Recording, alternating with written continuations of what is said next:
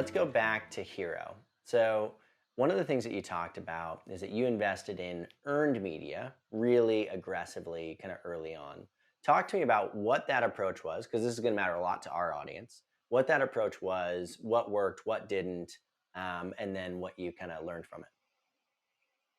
Yeah, so we were bootstrapped for the first 3 years. We didn't have a ton of money because we didn't raise any.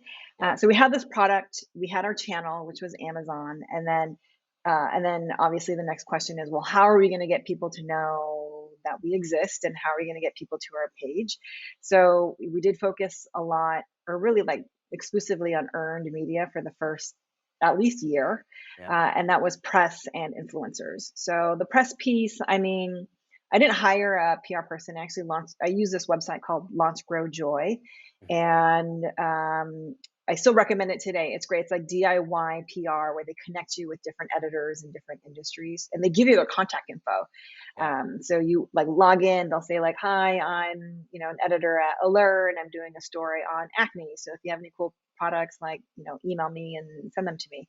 So use that. And the first piece that we got was an article in Into the Gloss, which is a content publication of Glossier.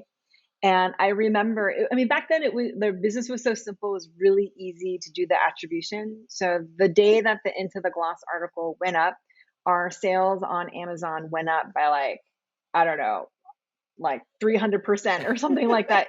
Like I saw the spike, Yep. and then there was like it kind of tailed off after a few days. But that's where I saw the power of a really good earned media piece. Mm. So then I started doubling down on PR. I just started pitching more people. I eventually hired a PR consultant to help pitch. And then we started getting more pieces in like Business Insider or BuzzFeed or New York Mag, etc. So really focus heavily on PR. And then in terms of influencers, again, we did heavy gifting, really focus on micro influencers because we could never afford like, the people with 1 million followers or whatnot.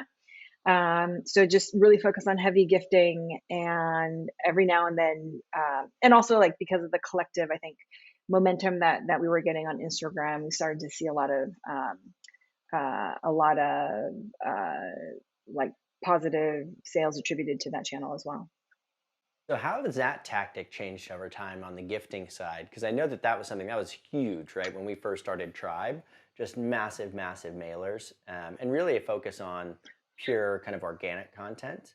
And it feels like there's been a shift towards kind of more paid relationships over the last couple of years, possibly in partnership with those people that are organic. How have your tactics changed in terms of those Yeah. those elements? We still do quite a bit of gifting. We focus actually a lot more on TikTok too, TikTok creators. Hmm. We started working on that platform around like 2019, so before before it became like officially cool. We do a lot with influencers on Instagram, but we focus primarily on stories. Hmm. So before they had to swipe up, so I mean, some of these influencers, they would do like 10 frames explaining like the brand and the product, and at the end there would be the swipe up, which now is a link tap. But it was great because it's almost like direct selling, right? Except you're doing it on Instagram, and that as a channel has worked really well for us when we found the right influencer. So we do a lot more with that specific feature.